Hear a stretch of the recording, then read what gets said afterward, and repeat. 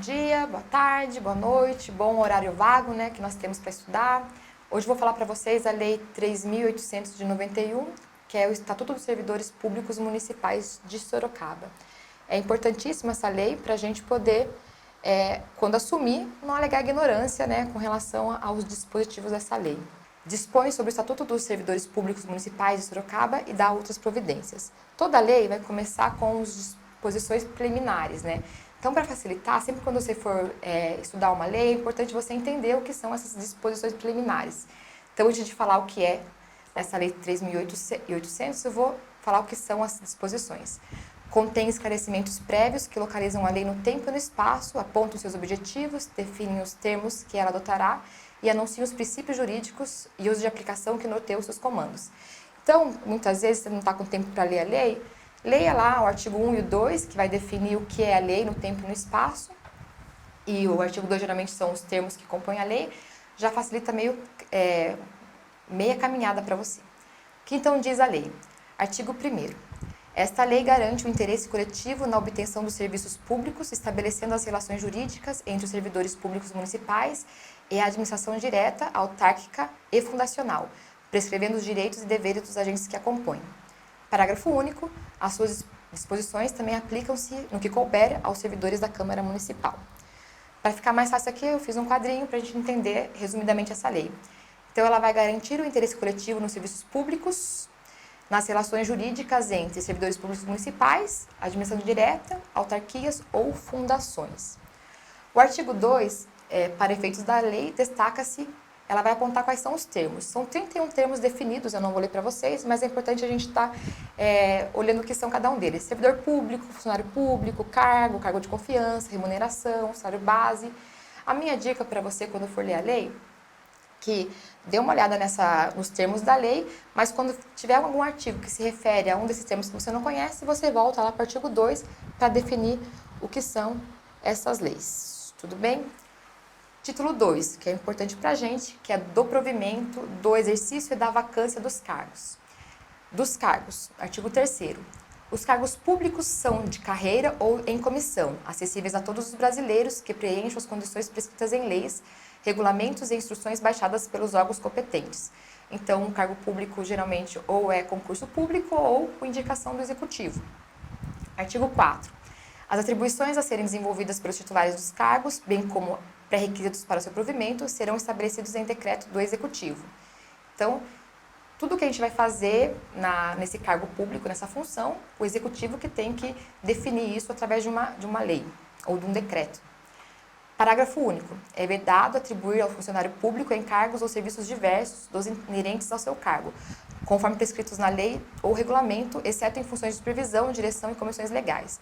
Eu grifei essa parte aqui porque, para quem é professor, sabe que muitas vezes nós acabamos fazendo muito mais do que nos é atribuído em lei, né? Não podemos, no caso, só se formos diretor ou supervisor. Artigo 5. Os cargos de carreira serão sempre de provimento efetivo. Artigo 6º, observa-se o princípio de isonomia de vencimento para os cargos de atribuições iguais ou assemelhadas entre funcionários públicos dos poderes executivo e legislativo, autarquia e fundação públicas municipais, ressalvadas as vantagens de caráter individual e as relativas à natureza ou local do trabalho. Artigo 6 é muito importante para a gente também, porque ele fala que todo mundo que tiver o mesmo cargo tem que ganhar o mesmo salário, se estiver na prefeitura, numa autarquia. Isso não acontece na iniciativa privada. Muitas vezes o salário é diferente, mas no público tem que ser igual. Só vai ser diferente no caso de você trabalhar num lugar periculoso ou insalubre, ou por conta se você tiver mudado de posição de faixa, né? Títulos, enfim, o que pode aumentar o seu salário seria isso. Artigo 7º. É proibida a prestação de serviços gratuitos, salvo os casos previstos em lei. Capítulo 2, do provimento. Provimento é quando formos assumir o concurso público, né? Como professor, diretor, vice, orientador, supervisor também. Ele vai se dar por nomeação no concurso público, ou acesso, reintegração, recondução, reversão, aproveitamento, remoção e ou substituição. Parágrafo 1º. O provimento do cargo público far-se-á por ato de autoridade competente do dirigente superior da autarquia ou da fundação. Parágrafo 2. A portaria de provimento deverá conter necessariamente as seguintes condições, sob pena de nulidade do ato. Então, não é possível você criar um cargo público do nada, tem que ter a necessidade dele. Então, a lei vai aqui definir.